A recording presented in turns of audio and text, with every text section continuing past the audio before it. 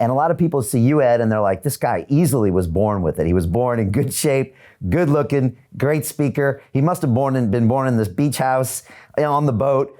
But like, that's not true. You used to be known as Eddie Spaghetti. Is that right? Oh, you really do your research. Yeah. Yeah, I was known as Eddie Spaghetti for sure.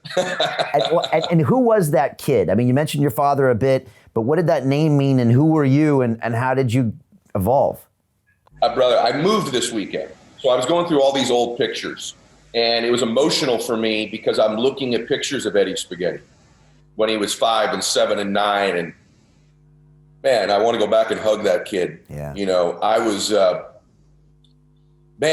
unbelievably shy and insecure. And I'm still very introverted.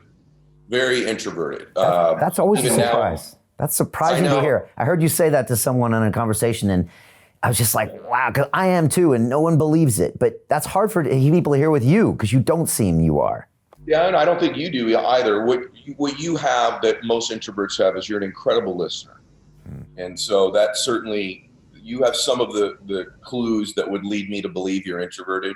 Your ability for empathy, compassion, and listening is real evident. But me with the deep voice and the weird features, you know, I don't know that I'm a sympathetic figure, but the little boy me was incredibly insecure and shy. I'm very small. I think probably one of the reasons I got into weightlifting was I was so undersized and so small, so bullied, so picked on.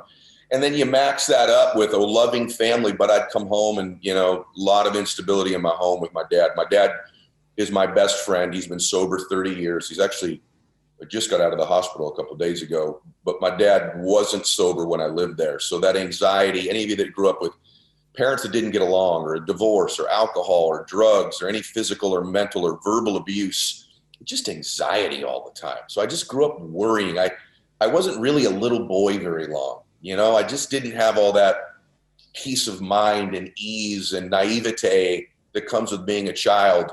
So it wasn't great in my house. Then I'd go to school and get picked on.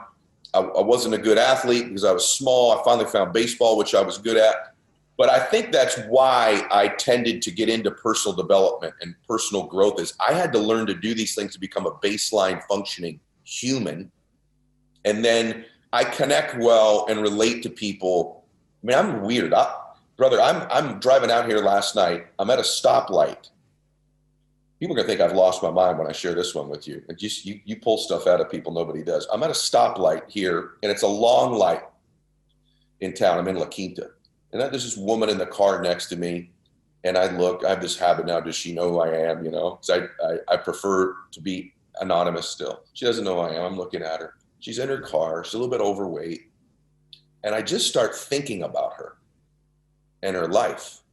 Now, do you ever do that, like with a stranger? And I start to, my eyes well up at this light, and I start literally crying, not sobbing, but water pouring out of my eyes.